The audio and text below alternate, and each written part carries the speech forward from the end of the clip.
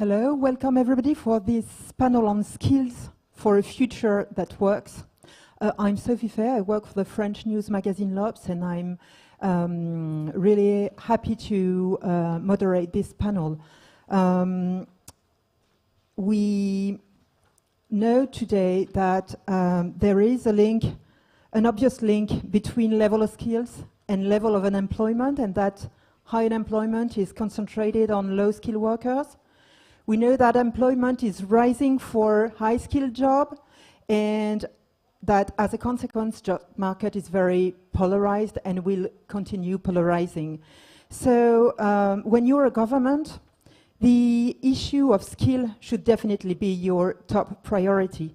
And this for at least two reasons: for your public finance purpose, for your public finance adjustment. We've seen in countries where unemployment decreases that public finance problem is generally solved, and that you can't solve public finance problem if you don't reduce unemployment, and you don't reduce unemployment if you don't work on skills.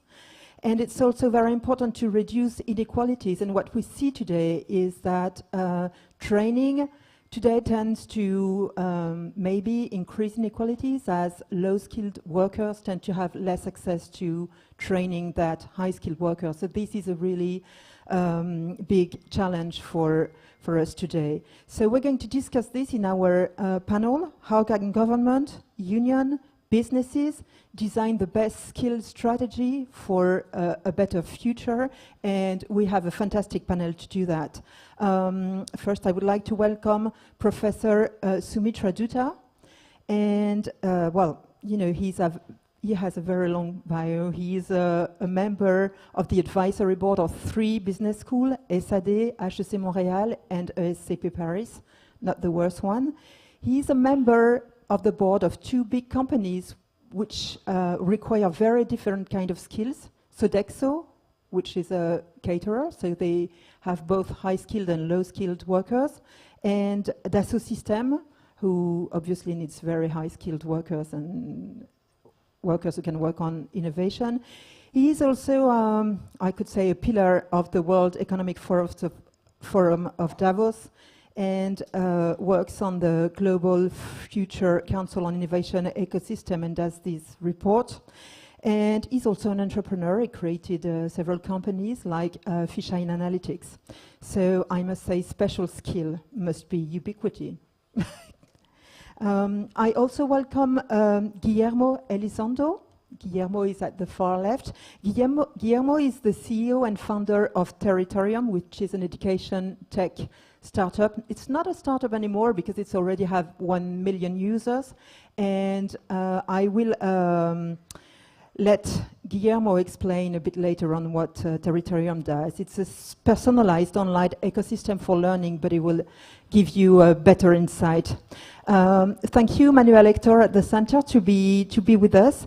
Manuel Hector is the Minister of Science, Technology and Higher Education for Portugal since November 2015, and he's also a teacher in the engineering school of the University of Lisbon, and he has been to Imperial College, University of California, San Diego, University of Texas, Austin, and Harvard. So he has a good knowledge of the education, the best education system.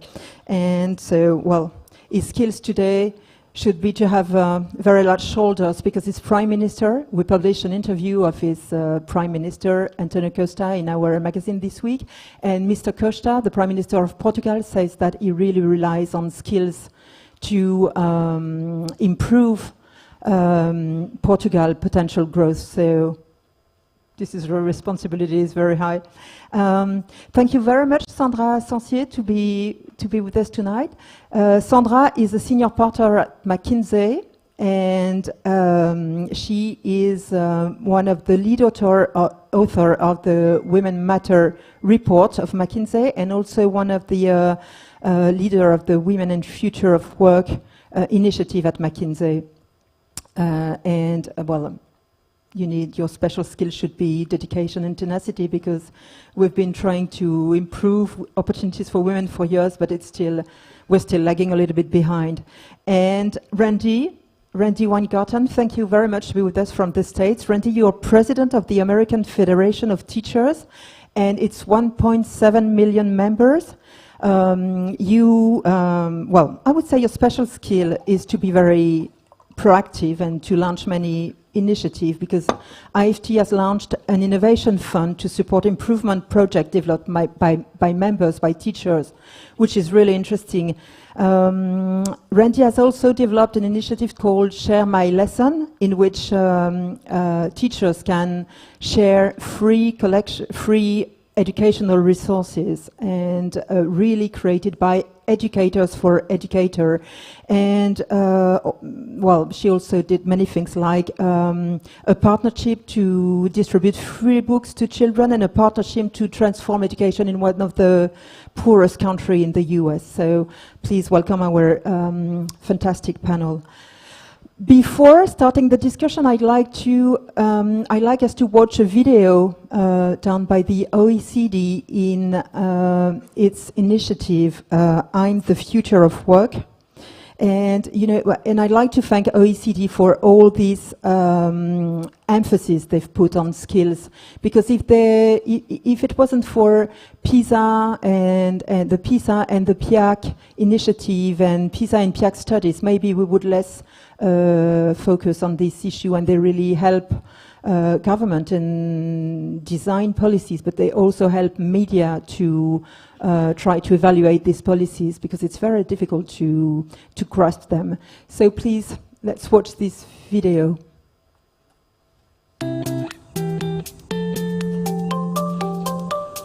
When I went to high school, I felt that it was where I belonged. I loved learning. I loved watching my teachers engage us and challenge us.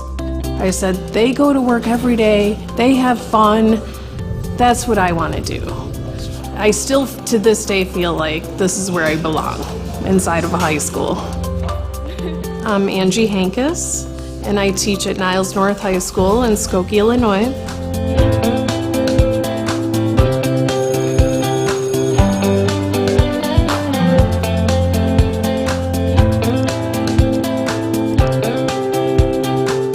I teach engineering and computer science. Being a female in the engineering computer science world, it is difficult. Most of my colleagues are male. I even had people tell me, like, are you sure you want to do this? It's going to be very hard. But that just gave me more motivation to do it. So I've had many female students tell me that I've motivated them to go and major in engineering or computer science when otherwise they would not have. A lot of female students wouldn't even take these classes if it wasn't for me being a female teaching it. A good day at work is me being able to reach the students, being able to get them to collaborate together and see that light bulb go off, that moment where they actually walk away saying, wow, I learned a lot, that was really cool. That's really my goal every day.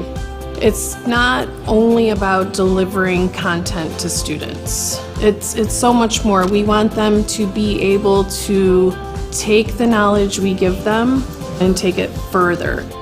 It's very important that the union is there to fight for all of our rights as teachers. If we didn't have a union, which some schools in the country don't, I would not have the nice classroom I have, reliable health benefits I have, the low class sizes that I have. I feel optimistic about the way the world of work is changing. The skill set is just going to change. So I want more students to learn coding, to learn programming, to learn how to work on those robotics, to learn how to work on that automation, because they will be then the ones that are doing and programming and fixing the AI. My job is much better than my parents because I love what I do. I come home at the end of the day and I'm glad that I'm a teacher. I don't remember my parents coming home at the end of the day like loving what they did. If you do something that you love and you're passionate about, you'll be happy with your career.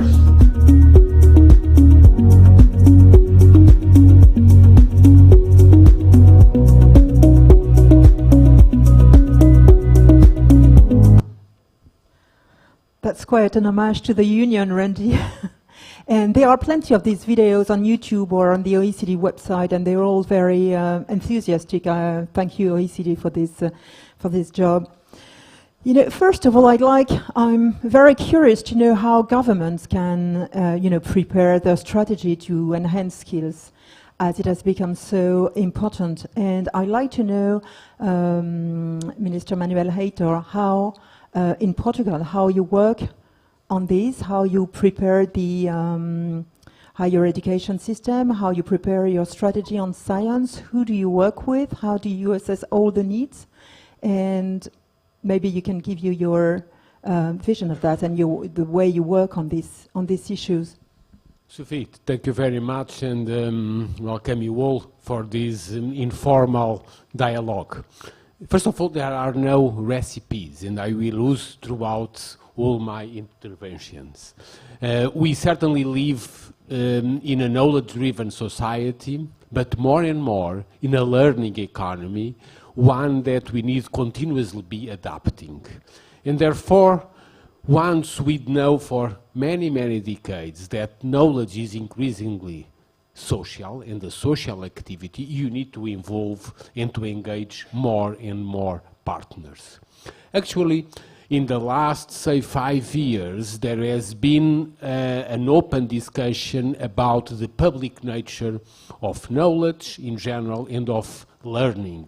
And essentially, we know that there are, above all, a discussion on open up the access to knowledge and to science, but more than or as important as opening up the access is also to engage people in a participatory process and more to turn education and knowledge relevant. And relevance is only done through excellent work. We need to make sure that the knowledge is always, or as always, being developed with an excellent referency, and also that knowledge creates employment. And this relation between knowledge and employment has become critical, particularly in countries like Portugal, but nevertheless, as a small country,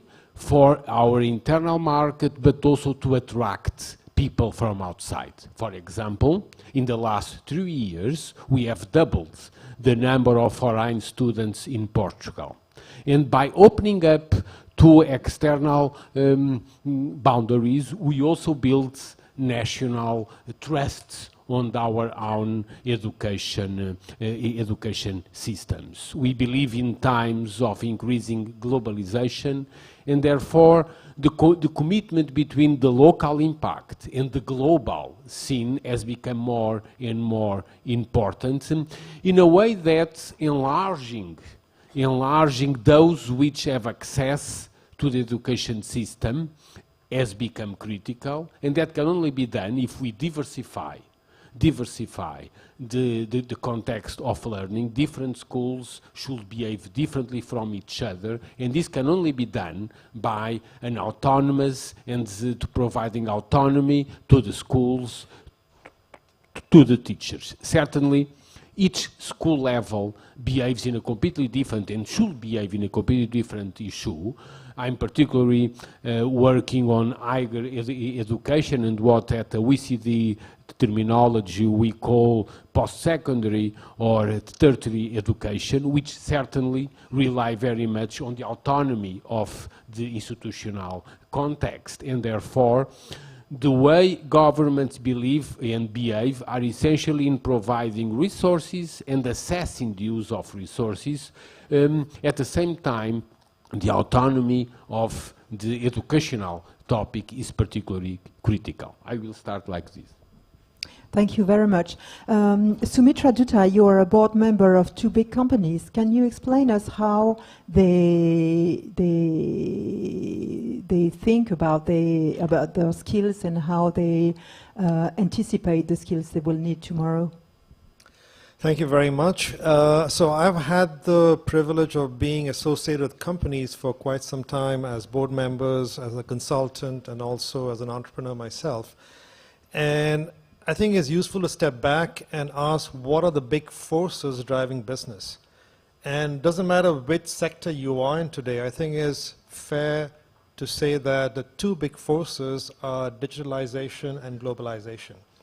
So it doesn't matter whether it's Sodexo or Dassault Systems or another company in another sector, digitalization and globalization is creating change at an increasingly rapid pace, and companies are in fact under pressure to provide the right kind of people training, the people development, such that the right strategy is supported for the further business development.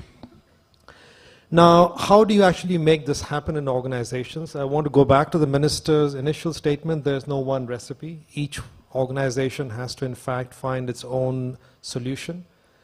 But what is important is, I think, two elements.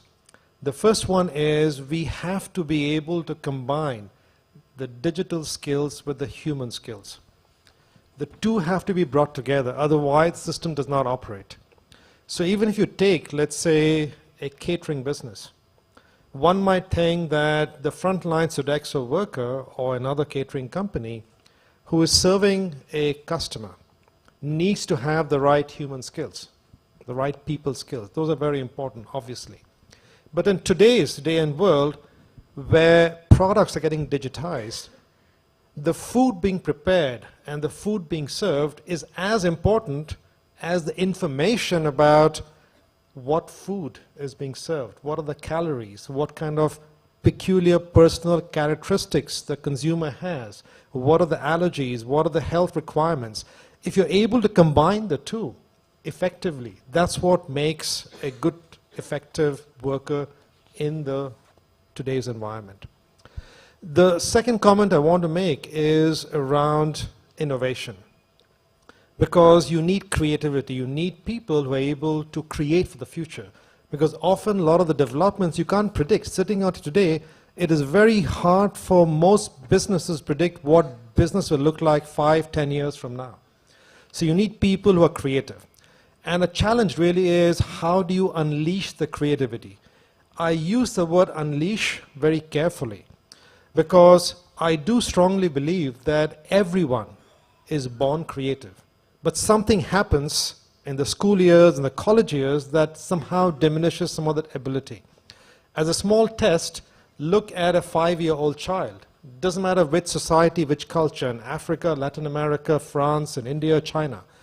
A 5-year-old child typically is very observant of the environment, is observing very carefully. It's constantly asking questions. In fact, sometimes you get tired of the questions they ask.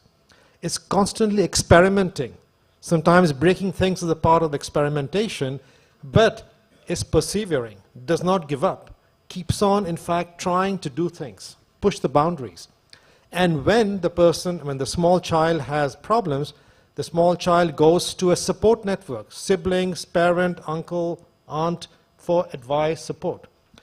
Now, there have been studies done looking at what are the characteristics of innovative managers. So people we think in companies who are innovative, and it's very similar attributes: observing, questioning, experimenting, being persistent, connecting the dots, having a good support mentor network. These are the attributes of successful innovative leaders. So if a 5-year-old child, every 5-year-old child has that, why not every employee in the company have the same attributes? So the challenge that we have right now is to be able to unleash that creativity of a 4 or 5-year-old child in our employees. Now, how do you do it? Of course, there is no one way to do it, but companies are realizing now that there's some things you have to do inside the company to create the right innovative support culture, and some things you can do outside the company. An example of something you can do inside. Many companies are now creating small routines, like innovation routines, that can actually get employees to think creatively, to be able to have the space to experiment. Some companies are, for example, giving some proportion of the time free at your own liberty to explore different ideas, different projects. And there are other possibilities on that front. From the outside, many companies are now bringing in startup partnerships and saying, well, you're working in our organization, why don't you actually go and spend time working in the startup organization? Some companies are in fact basing the employees in new work environments like in WeWork or on university campuses. So there are a variety of techniques you can use, but the two key elements in my view are combining the digital skills with the human skills, and second is unleashing the creativity inside your employees through the right combination of internal and external means. Thank you very much. Sandra Saucier, I was wondering, as a consultant, how do you advise your clients on these topics? And, you know, especially a few years ago, you didn't imagine that McKinsey was consulted by a big firm to set up a training scheme, for instance. Is it the case today? It's a good question. Listen, the way we see our job is to help companies improve and achieve impact. And we realized actually a long time ago that performance was a very short-term proxy for what a corporation can do. And what you are saying, Sumatra, which is that actually the way an organization behaves, the quality of its people, the quality of its culture, how innovative it is, are much better indicators of how a company will perform over time. So we've been working on these topics for a long, long time, but where you're completely true is that with this big digitization revolution, it is even more important than ever. Our view today, so the way we help our clients is by providing them a view of what the future will look like, even if I agree that's a view we have today. And part of the future is about being agile. But when you look at the way we see the future, the McKinsey Global Institute has done tremendous work, actually also based on OECD data, at understanding the jobs and the skills and how they will be impacted by automation. And guess what? 50% of the jobs will be impacted significantly through automation, AI, you name it. At the same time, for 90% of the jobs today, there's only 10% of the job content that will change. So you could say, okay, not a big deal, just an evolution, not a revolution.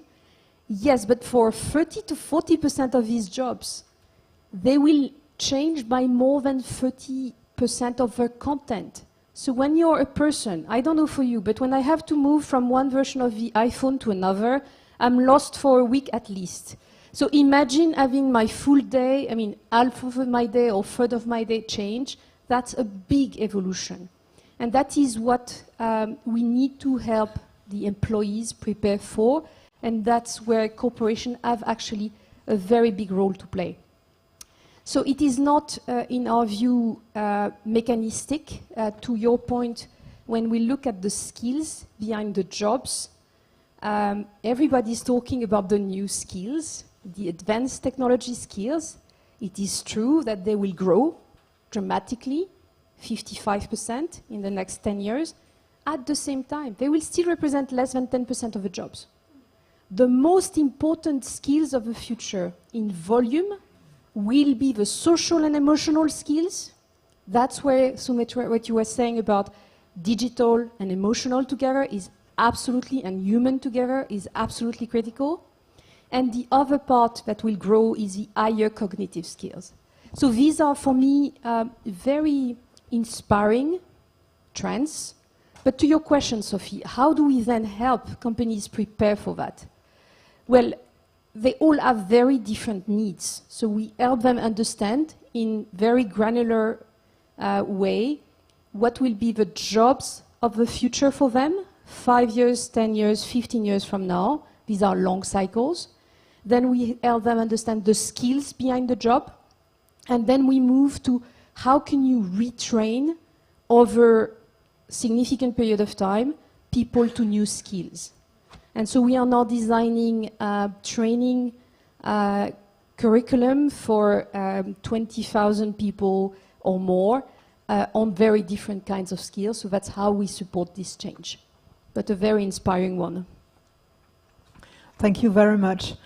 Randy Weingarten, we saw in the video that teachers play a unique role to develop one of the most important skills, which is the ability to learn, which we will need all life long, the ability and also the pleasure to learn.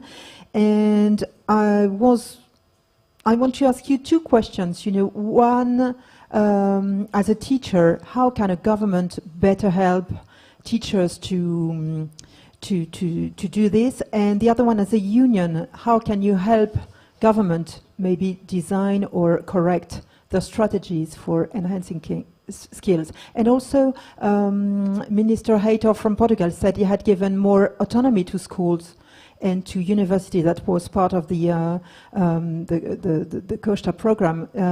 What do you think of this question of autonomy?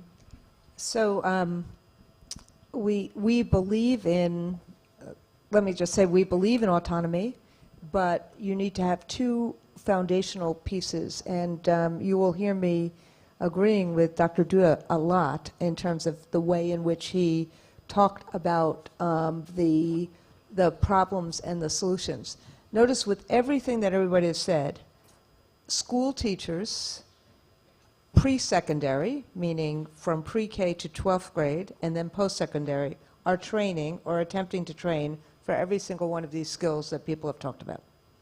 And so the three things that we are fixated on right now is that we need to help people drive for a better life. That requires a voice at work and a voice in democracy.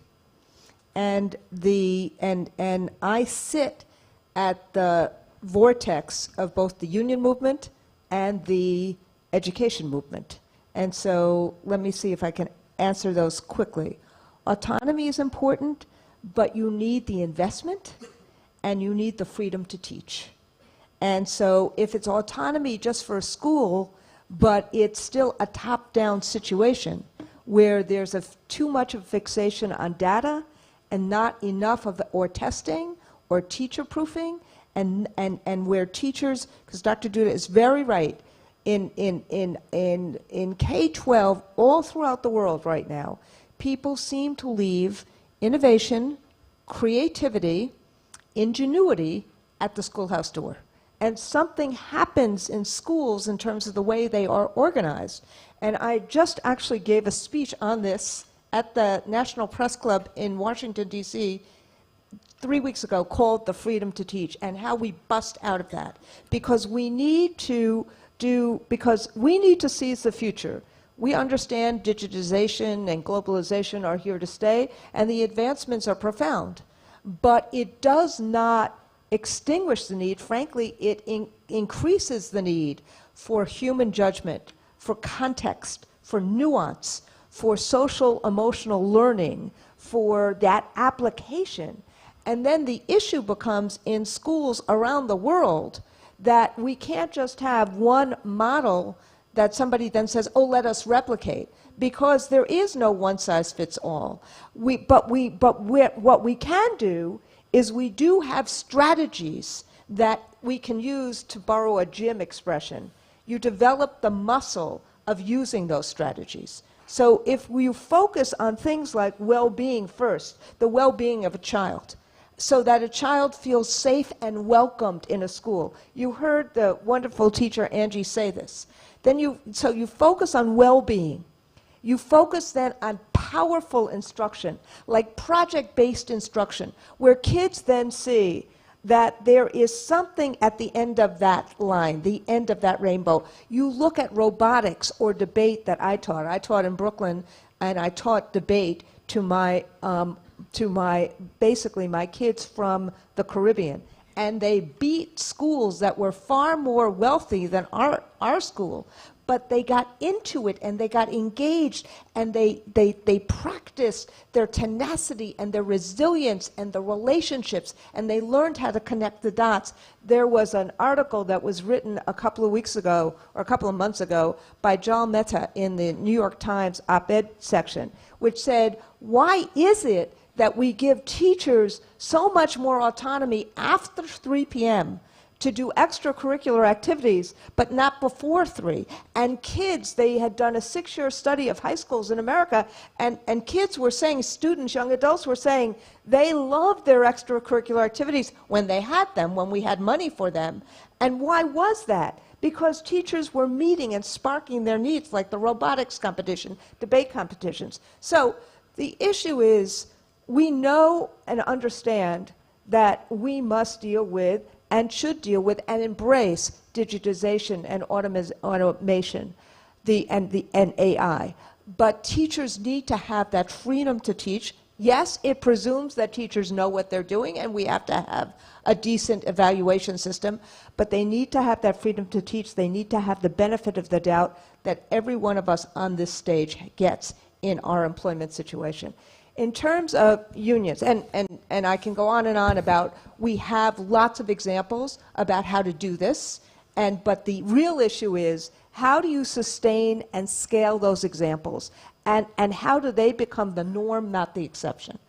The second piece about unions is, I think unions actually provide one of the solutions to that.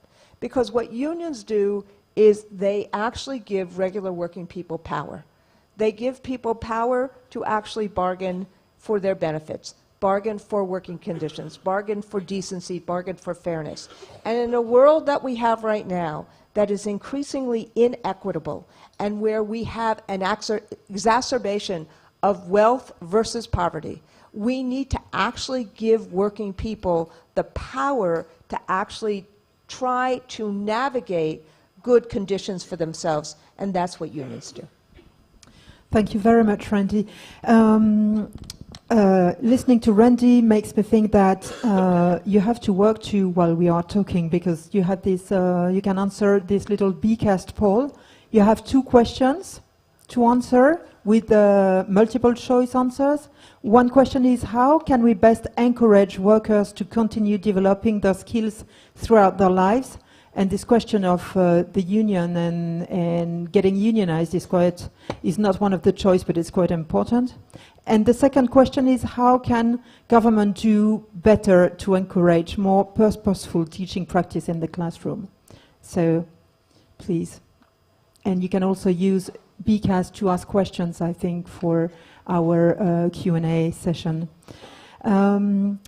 Guillermo, Elizondo, I won't try to explain what Territorium does, because you will do it much better than I do. But can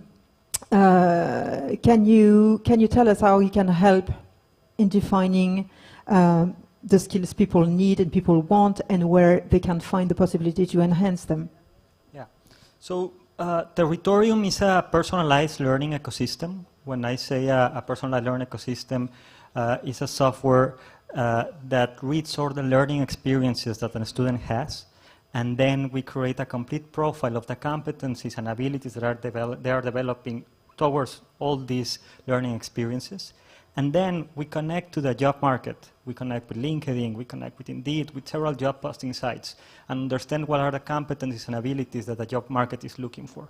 We find the gap between the student and what the job market is looking for, and we create a personalized learning path for each student so that they can develop that gap. So basically, my co-founder and I, we created Territorium when I was in high school. I'm still young, not that young, but we were in high school, and what we saw is that no one was measuring all these competencies we were developing in the extracurricular activities you were saying. We only got A's, B's, C's on some of the courses, but no one was measuring what we did in our basketball team. No one was measuring what we did in the robotics team. No one was measuring all these abilities that most of them were non-cognitive abilities. And that's the abilities the job market is looking for. In our system, 77% of the jobs that are posted in our system and we get from other systems ask for non-cognitive abilities. And where are we measuring them? We are not measuring, and we had a meeting a couple of weeks ago in New Jersey with ETS, and we were talking about that we are not measuring these abilities before a student's admission, when they get to the university, when they are inside the school, and after they're in school. So, for example, we don't match which of these competencies are creating the most performance in the job market. And that's basically what we are looking to address in Territorium. What we see is that we actually have a system that is based on a degree in the case of higher education. So for example, and there are several areas of opportunity. For example, I'm a software engineer, and Alejandro that's here is also a software engineer, and Catalina, this part of my team, is also a software engineer. But nowhere in that degree it says that Alejandro is a better analyst, that I'm a better programmer, and then Catalina is a better consultant. And the job market is not looking for the software engineer. They're looking for the analyst, they're looking for the consultant.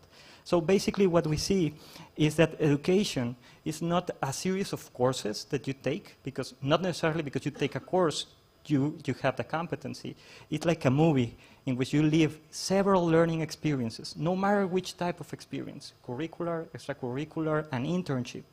And all these experiences create competencies and abilities. And we need to create technology that can measure all these competencies and abilities, and then relate that to the job market. We believe that technology can do more now that we have artificial intelligence.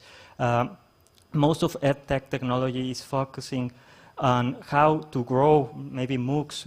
Which I saw that when I read before this panel. And we have MOOCs, for example, but it focuses only on creating the same system, but it's massive. You have MOOCs to give courses massively.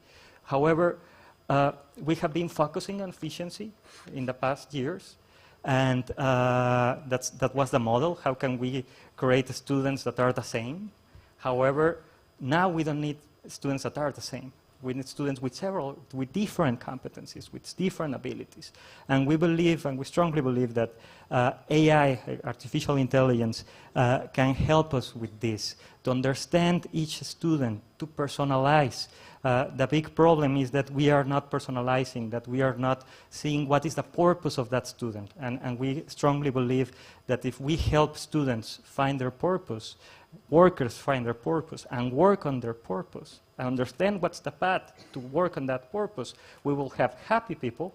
And if we will have happy people, then we will create productivity and we will create social development. Who is actually who are the customer of your technologies? Yeah, so we mostly work with universities. We work with training systems, vocational training systems. Here are some of our clients. Here is Conalep from Mexico. And basically, we work with universities to make the transition on being a competency-based learning school, of how we can transition them to take all the information of these learning experiences and convert them into competencies. Now we work with 1 million users, mostly in the Americas, like US and Latin America.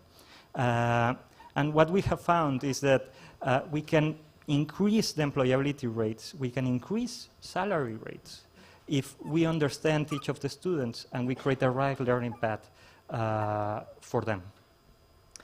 Thank you very much. It's a good transition to talk a bit about the relationship between technology and workers, because we tend to, even if the OECD videos are quite optimistic, we tend to fear technology and think they are the enemy or a big threat for workers.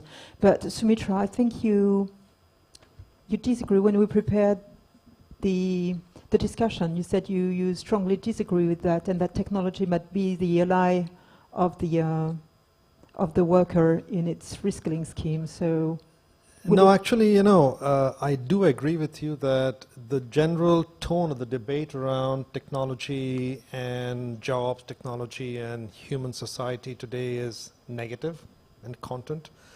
And this is in stark contrast to, let's say, 20 years ago when the internet was just starting to get commercialized, when there was big hope for the new utopian world, perhaps, a lot of empowerment of people around the world and a lot of access to free information and a lot of good things for society as a whole. I think what we have to keep in mind is a lot of those good things have happened. So today, most of us would not be able to imagine our lives without having access to Google or to Amazon or some other kind of online travel agency of some kind. So online life has become very much integrated with the daily life. So that all has been very good. I think what has not happened equally well is some of the unintended effects of technology has been negative. And that has been negative for a number of reasons. Some is technology related and some are actually human related. People misuse technology for specific reasons. So I think now the challenge for us is, given that technology is going to be more and more important in the lives going forward, that's very clear. It's not going to decrease in importance. The challenge for us is to turn the debate around from fear back to hope. Hope for a better future. Hope for a future in which technology actually helps us to become better human beings. So I always argue when I teach, for example, at Cornell, my courses in digital transformation, I always emphasize that you have to put people first. It's people first and technology second. If not, technology will just simply dominate the whole discussion and we'll be driven down one narrow path. So I think it's a question of choice that we have to make as leaders, both in companies and also as leaders of tech companies, of putting people first. I think some of our tech leaders today haven't done that, and they haven't actually proven good role models for the industry. So we need good role models among the top tech companies. We need good leadership decisions among other companies, and we have to be able to balance the two properly to be able to give people that hope that technology will in fact lead to a better future. Let me add on these comments, and also remember that more and more we need also to learn from brain sciences. And there is an increasingly way to better understand the linkage between essentially neurosciences and the way education provides. For instance, in the last few years, a number of articles and published papers and books has clearly indicated, among many others, that our brain needs to learn new things, and therefore storytelling among other things, but the idea to be always and to provide a dynamic environment, including the interchange between teaching load and physical exercise, the way kids play and enjoy, and above all, the way our brain learns to disconnect. And for instance, recently a very well-known experiment done either in the United States, in England, and in several continental European countries have shown the way kids react in exam if they have a mobile phone in front of them or if they left mobile phone at home. And so we are able these days to learn more and more from the brain sciences and in general from neurosciences, how can we improve our ability to learn and to essentially, as just mentioned, to have a humanistic view of our society, put above all people first. In France, we have, well, the Minister of Education and Parliament have decided to forbid high school kids to and pupils in general to come to school with a smartphone. Do you think this is a good move, or on the contrary, on the opposite, should they be encouraged to use their phone in the right way to learn better? This is the debate that is roiling the United States. And many districts now have said that kids can bring their smartphones to school, but there are ways of locking them up, or because what we have seen in is that they are really important in terms of safety, in terms of bringing them and communication. But what happens is that kids' faces are in their phones as opposed to building relationships with others. And so many districts in the United States have have tried to figure out ways that says that we have to find ways that kids are not using them in class. There are lots of other computers that people use in class, but part of the issue, I think, and I want to just go back to what Dr. Duda was saying, is that we have to actually, what I was trying to say earlier is that we went through this in the profession of teaching about 5 years ago, where technology companies raced in, and there was a fear that they were attempting to supplant teaching and learning as opposed to supplement. And our union and others took the position, not of fear, but of embracing with conditions. And talking about how this must be supplementing, not supplanting. The human endeavor was very important. And what has happened, fast forward, over the last couple of years, is that many of the tech companies who have been wanting to make sure that technology is part and parcel of a K-12 system or a pre-K-12 system, have now understood that they must work with teachers and collaborate with teachers for the technology to be successful. And so I just wanted to, but the instinct was, particularly because of privacy concerns and access concerns and bias concerns, that those fears would be impediments to actually saying, let's try it, assuming this is supplemental instead of supplanting. And continuing what you are saying, so what I like about the video is that the teacher, what was her name? Angie. From a district right outside of Chicago. Okay, perfect. So what I like about her is that she said in the video that teaching was not about delivering content. It was about making kids do things, right? To develop skills. And the thing here is that technology should not be a software to deliver content. Technology should not be used like, hey, have the smartphone, I will send you content, I will supplant the teacher. That's not the use for technology in the classroom or in the school. What we should focus technology in the schools is that we can give data to teachers, so that teachers can see each of the skills, use neuroscience to understand each of their kids, and then take decisions of which content, of which activity, do with each of them, so that they can learn better. That's something that we should do, and that's what technology should do, help teachers, not supplant them. Thank you. I have a question on MOOCs. You mentioned them earlier.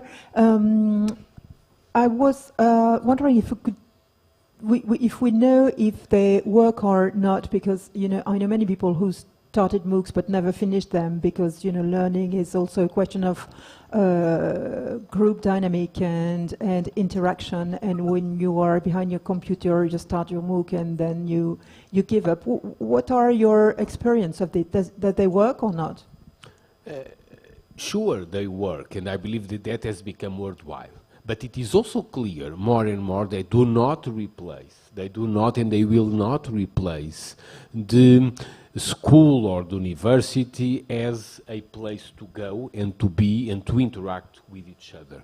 Now, they complement, and particularly when they are used by teachers and by higher education institutions to complement and to provide and to develop competencies of self-learning, are particularly important. Again, is to put people first.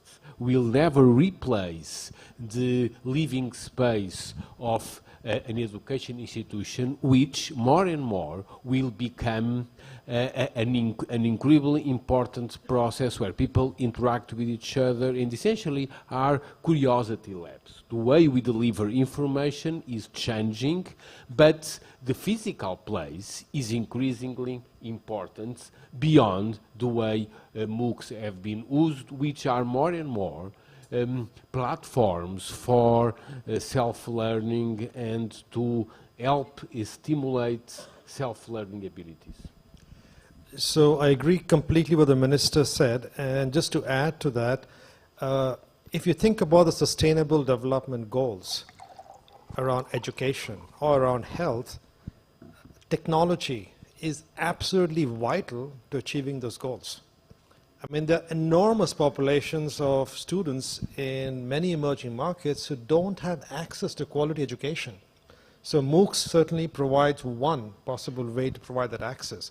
But having said this, what you are seeing happening is interesting business models emerging that combine MOOCs with traditional face-to-face education, maybe delivered by less skilled professionals, combine MOOCs with traditional programs in some of the best institutions.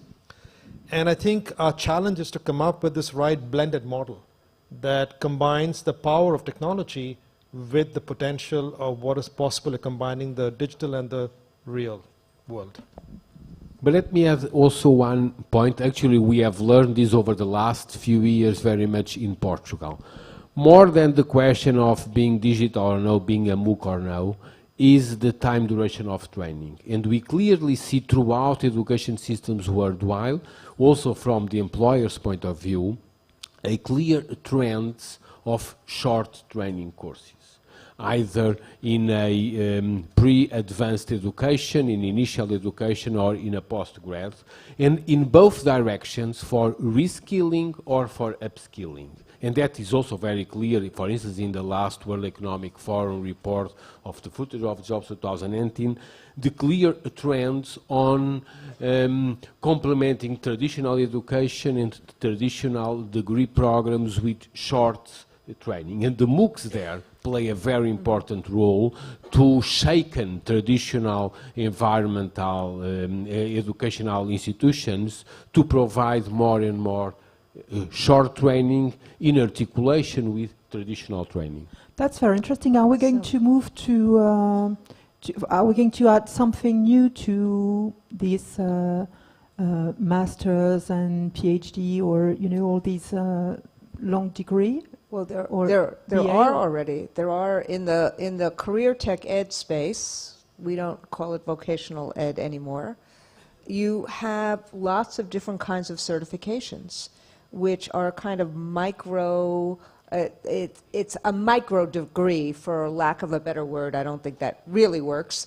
But so you see this in apprenticeship programs, you see this in high school programs, you see this in other post-secondary programs, where you can get a certification that then becomes monetizable, like a welder certification. You can have various different coding certifications.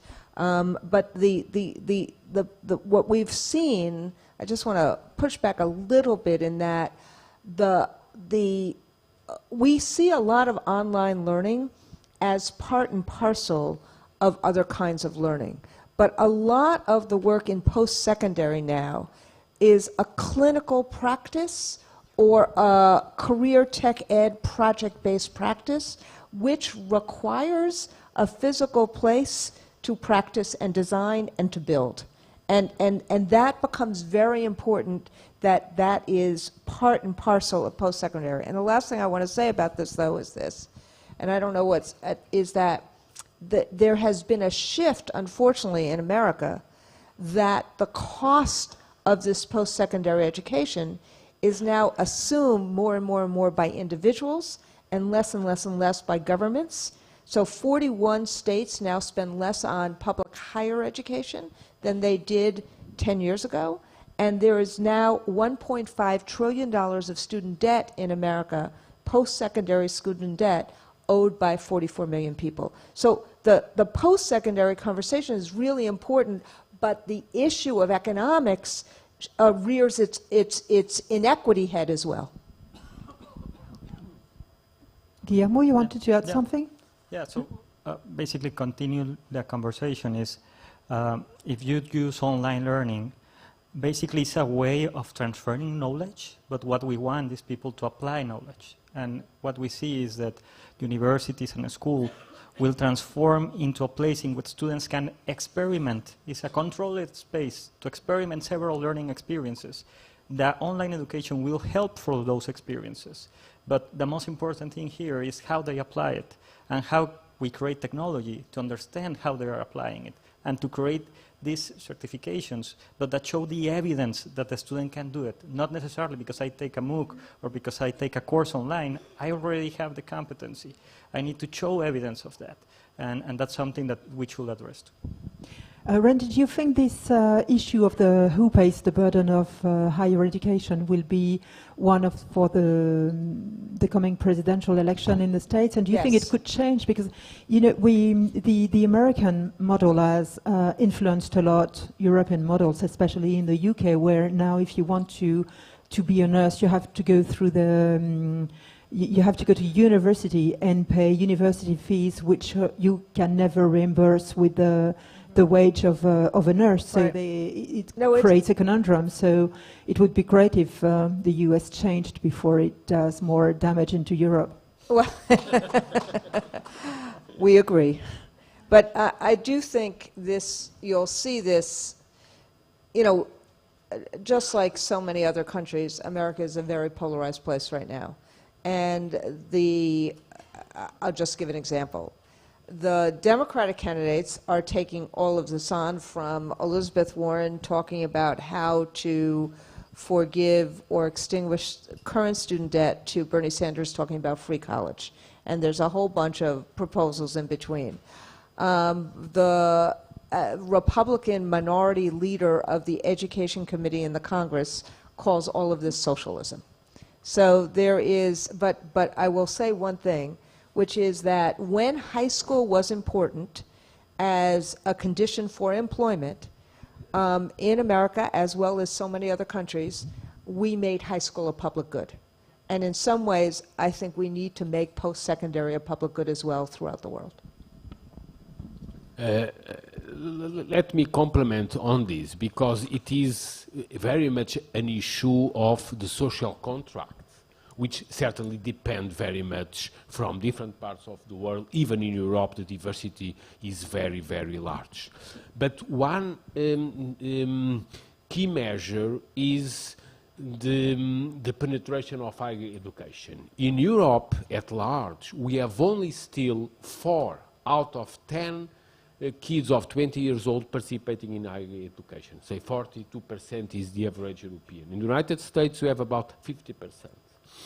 And certainly a key issue for Europe at large is to enlarge the penetration of higher education, which certainly do require a better commitment between the individual effort and the collective effort, because education do have both collective and individual issues. And in this equation, we need definitely to include the employers, because most of the benefit goes to the employers. So it is not just a question between individuals or families and the state at large. We need also to bring the market and the employers at large, particularly through fiscal incentives. And that is what, particularly you see that trend in Nordic countries, completely different from in Southern European issues, and also throughout the Americas, you see a quite diversified set. Definitely, we need to enlarge the penetration of education, and the idea of a public good and education at the post-secondary level as a public good is certainly the ultimate goal of our modern societies. Sandra, do you want to add something? Because McKinsey helps, when you recruit, you help students paying back the fees, do you? We do, and we also work. Our own social activity is called Generation, and it's a very large-scale endeavor by which we are bringing students close to employers, because we are at the same place where you are, which is that we realize the gap is between education and employment, and making sure we train for the right jobs. But if I may just go back to what you were saying on the employers, I do believe is absolutely critical, because we've been talking a lot about what happens till we graduate, but as you do know, we tend to live longer and longer, and the environment is changing faster and faster. So it does mean that we will have to be trained and retrained all the way, throughout our lives. And that's where both actually government and employer, in my view, have a big role to play.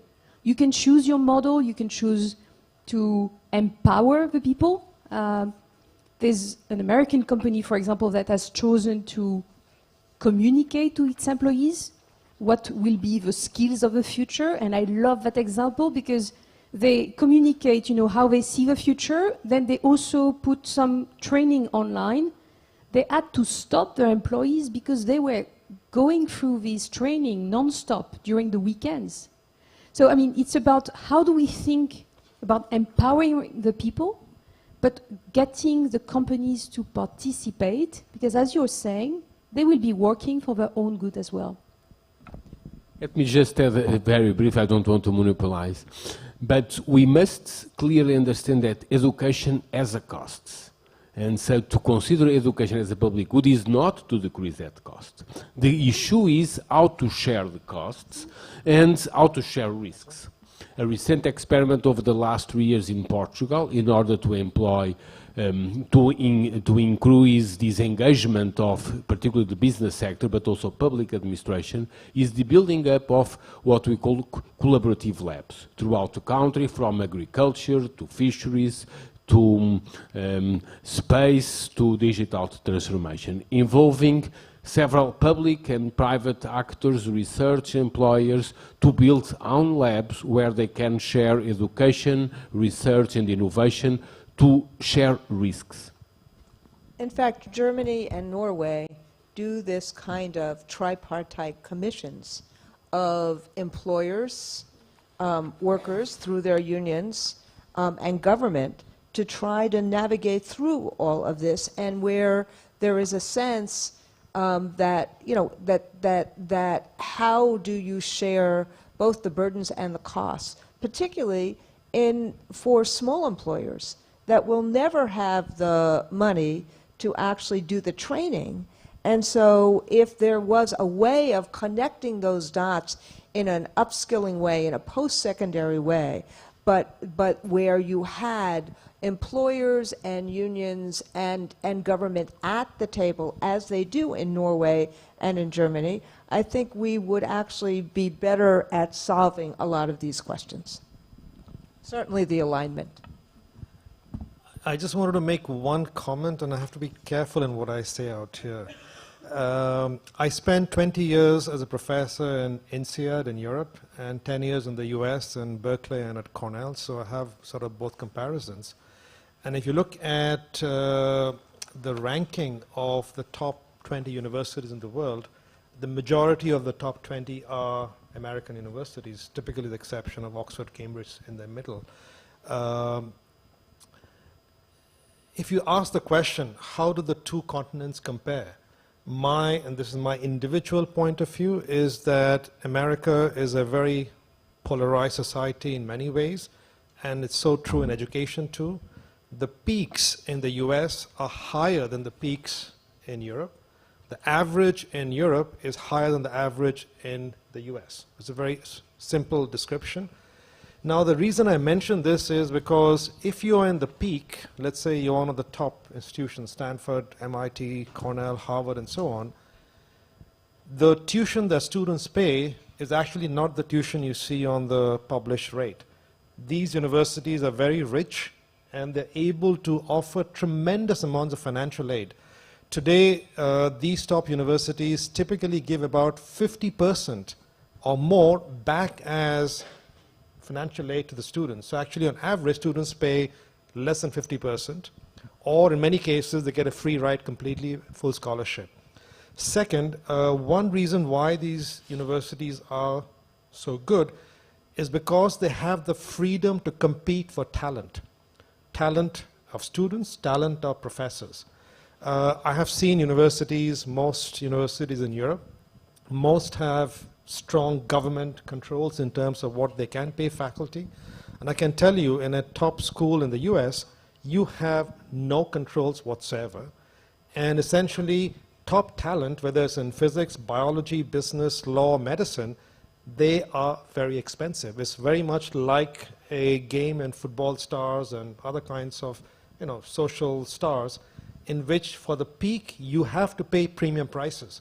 So, I was the dean of a business school, and I ran the budgets of a large business school, and there is no way you can actually afford to pay this kind of prices without having that kind of income coming in. So I'm just trying to not justify it. I'm just trying to say there is a bigger picture out there which justifies at least partially at least at the top schools. This does not remove the problem. A lot of average Americans have paying a lot of money for sub-quality education across the country. Yes, it's a good remark because we have very good economists in France, but they all moved to the States. So not all, some stay at the OECD. Maybe we can see the BCAS poll results on the screen. Because I was interested in your answer on how can we best encourage workers to continue developing their skills throughout their lives. And so, well, this idea of a skills report card doesn't seem to work very much. Financial incentives, I would have thought that financial incentives would have been higher. Randy, do you want to comment on that? And also I wanted to ask you a question. Is there a relationship between the rate of people unionized and the intensity of training? Yes and yes. So, this is not, and I saw as the answers were rolling in, it can't be an either or. We need both training, and we need to have a livable wage for both teachers and for other workers. And and that is part of the social compact that we had throughout Europe and America immediately after post the World War II era. And that seems to be eroding in many different ways. I'm sure people are aware of, we've had a lot of teacher strikes in the United States. The root cause of them has been the disinvestment.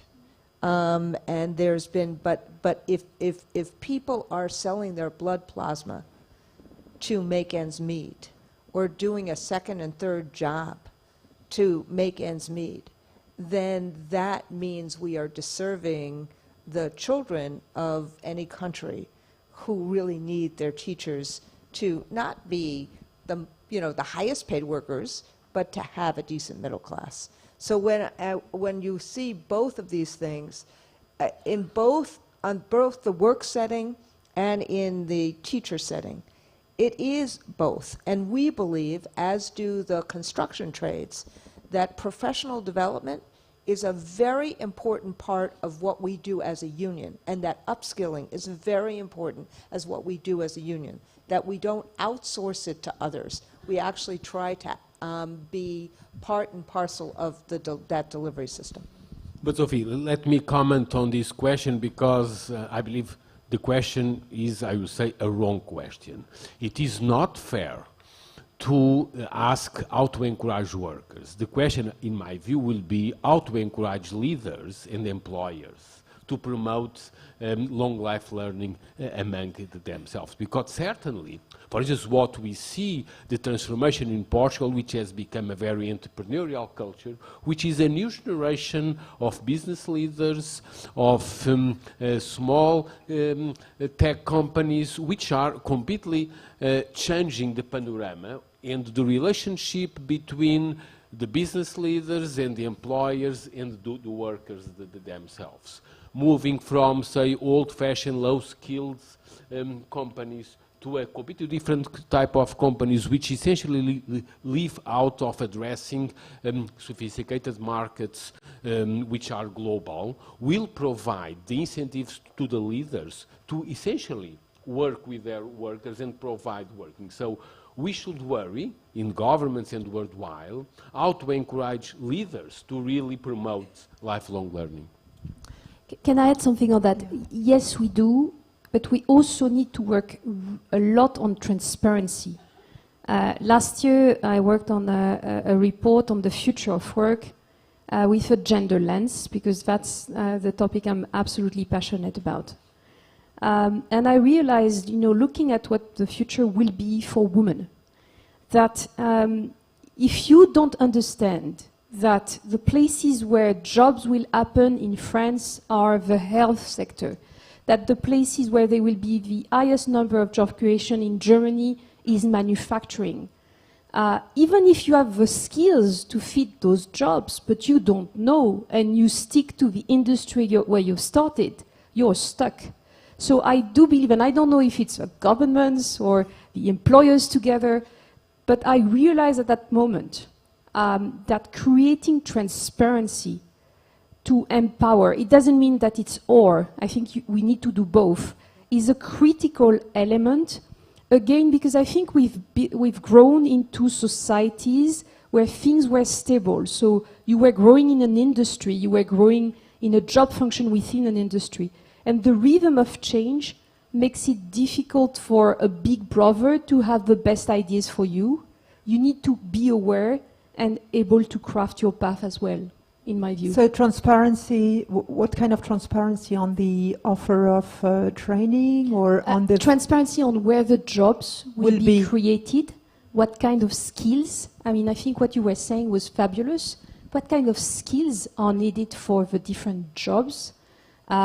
And this thing about you can be trained, you know, it's not because you've left school too early that you can't get there. So all these ecosystem that I'm sure you are all working on, of where are the jobs of the future, working with the employers, what are the skills that will be needed, what are the ways to get those skills, right.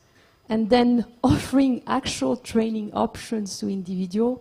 If we get that ecosystem working, I feel very positive about the future of work. And just what do you think, what can be improved to enhance opportunities for women? Because you've been working on that for a long time, and there are progresses, but not so much. This gender lens could be also a diversity lens. The title of this session was, or is, what are the future skills? Or skills needed for the future. In my view, the future will be about diversity or won't be. When we look at the characteristics of startups, of companies that are very good in technology, what they display in terms of characteristics, of leadership characteristics, actually correspond to the characteristics of diverse leadership teams. So we looked at companies where there are more women, and they do display participative leadership, giving meaning, purpose to people, etc., etc. So I do believe the future is diverse. Then when you look at the numbers, it's very striking. We've talked about tech, but tech for diversity is either a great opportunity or a great threat. As we all know very well, the STEM pipeline, so the ability to train young girls for STEM, is very difficult. Today we have less than 17% of women in tech jobs. When you go up the ladder, it goes very, very fast to 15 and 10 and less. So in the leadership positions in tech, if you take this view, you're like, there's no way out. The future will be about, again, the century of non-diversity. But at the same time, what we did was look at, you know, numbers. We believe in numbers. We looked at France and Germany, the two largest employers in Europe, and we looked at how jobs will be added in the future versus destroyed. And the participation rate of women will actually increase in France, stay stable in Germany, because women today do occupy jobs in growing occupations. So healthcare, services, they are very well represented in what we discussed. Emotional skills, cognitive skills, and so on and so forth. At the same time, they are lagging behind in two categories: advanced technological skills and leadership skills. And my sense is, as leaders, both of government, education, and companies, we can either let things, you know, happen, or we can say this is the opportunity of the century. Because what we've been talking about, which is this new way of skilling people, the whole hundreds of millions of employees who will be reskilled. What if we were taking a gender lens to that reskilling? If we were to say, even in manufacturing in Germany, we only train 50-50. Randy, Guillermo, and then we'll take your questions. I would actually just say a gender and a race lens. Because and we have to be very thoughtful about leadership and because people need to see themselves and the possibility of themselves in leadership places.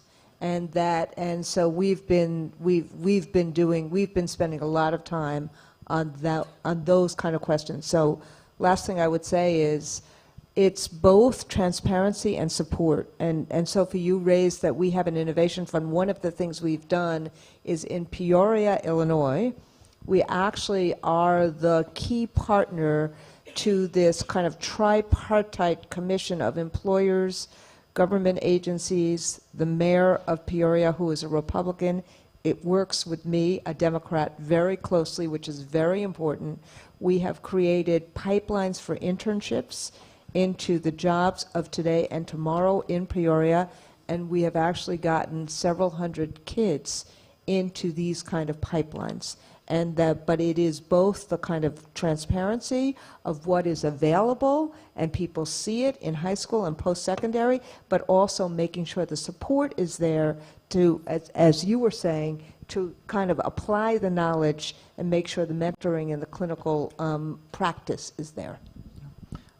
And the important thing here is that it's not only company leaders, government leaders, also education leaders or institution leaders.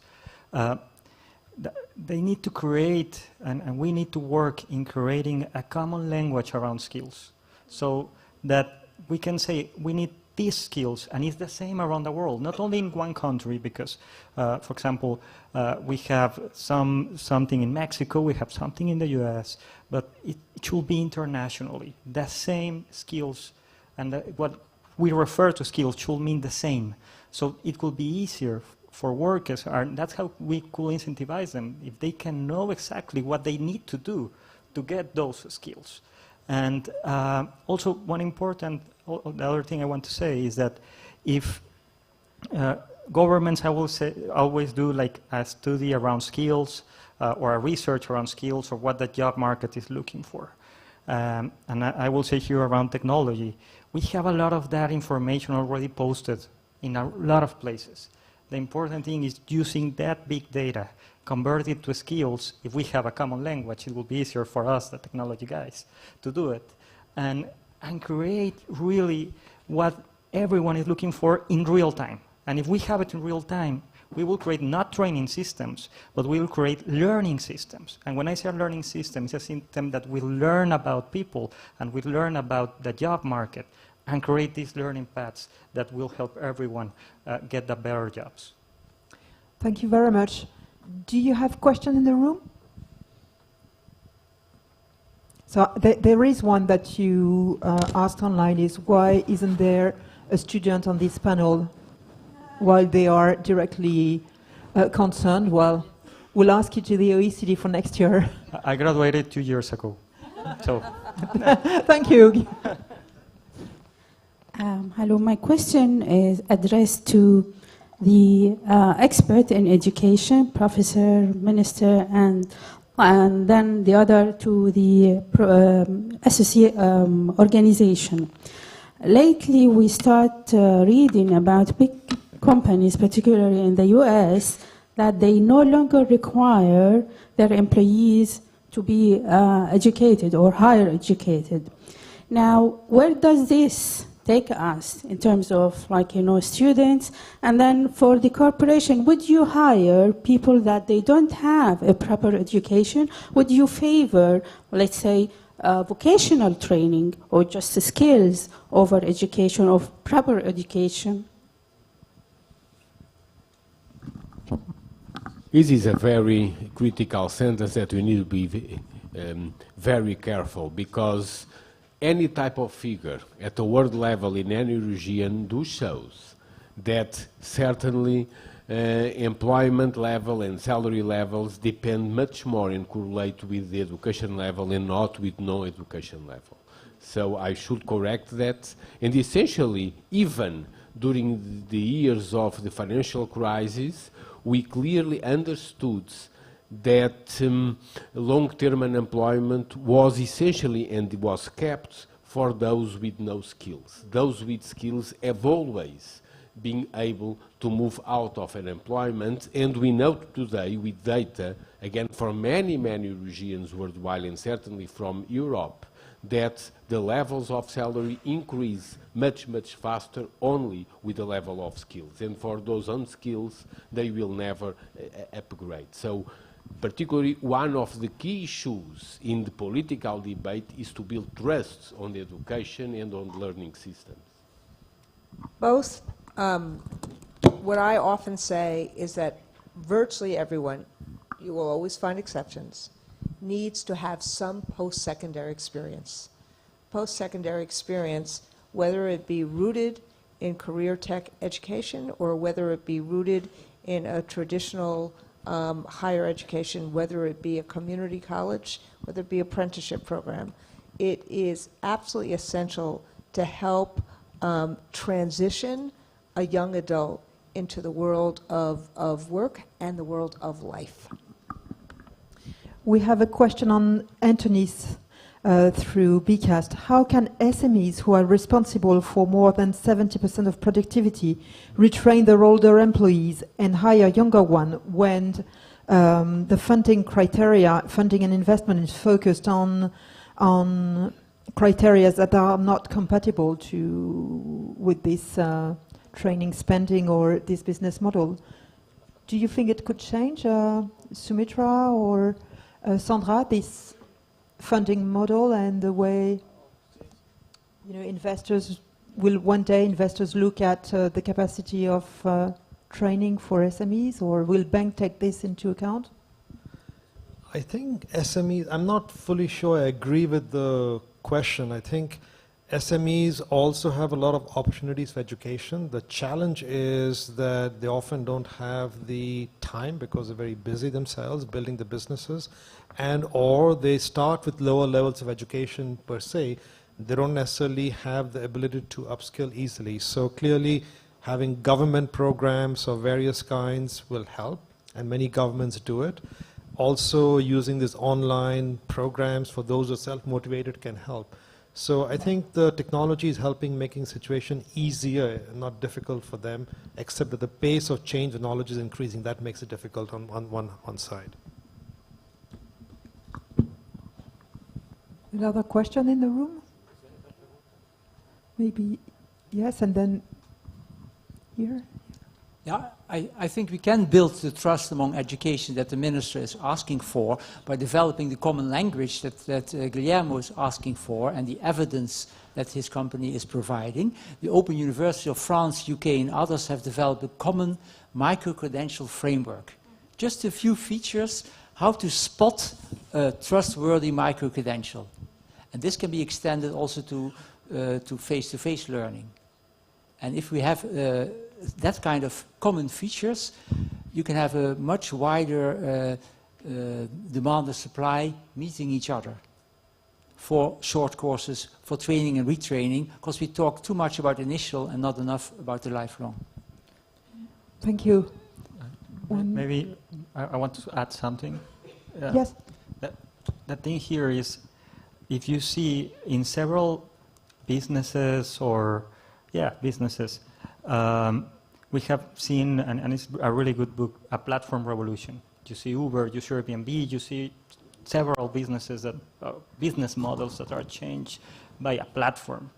And what hasn't happened in education is that we have a platform for education, or this platform revolution. And when I say a platform revolution, something that will connect all the learning experiences, that will connect the job market, that we connect the micro-credentials, the testing services. That's what we should focus on. We are working on that, but that should be the focus, and governments should work together towards that. Question here? Hello, I am Yaprak. I'm representing ISEC in France. We're the largest global youth-led organization. And I'm also a current student here in France, law, yes. Unfortunately, I am not able to do thumbs up because I am not very much happy with my studies. So I want to bring that into context as well, because, for example, yes, I am a student law, but I am taking a gap year from my studies to be part of ISEC, which is the platform that I'm actually able to develop something. I am currently head of product in ISEC, and I have around 100 people under me in a leadership movement.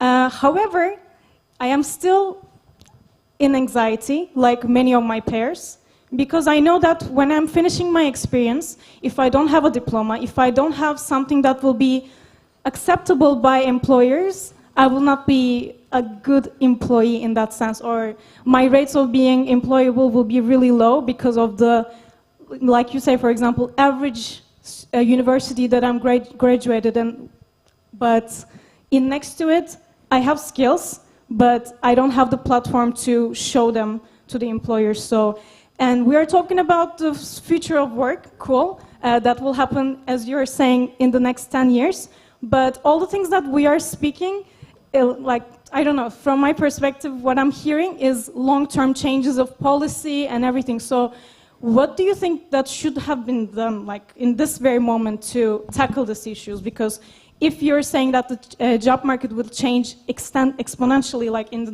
next 10 years, what do you suggest we as students, as young people, to do, like in school or in next to it, to deal with anxiety, to deal with how to develop more skills and to be more employable in the sense of the global job market? You need a union. you need territorium also. Have you ever thought to create your own company? Yeah, I will tell you a little bit about my story. So, my co-founder and I, we created Territorium while being in the last years of high school, just beginning college. I almost dropped it out, but I work with universities, so I couldn't drop out. It would seem weird. And the interesting thing here was that no one was measuring what we were doing in our company. We were developing a lot of skills while building the company, what you are doing in ISEC. We were developing a lot of leadership skills. No one was measuring it. And it was really interesting because when you go to the graduation, they say the names of everyone when they're graduating, and they say magna cum laude and all the stuff that they made. And when I got up, they say just Guillermo Elizondo. And no one recognized those skills that I developed. That's why, and that's why I like you say that, because I feel like you, I felt like you.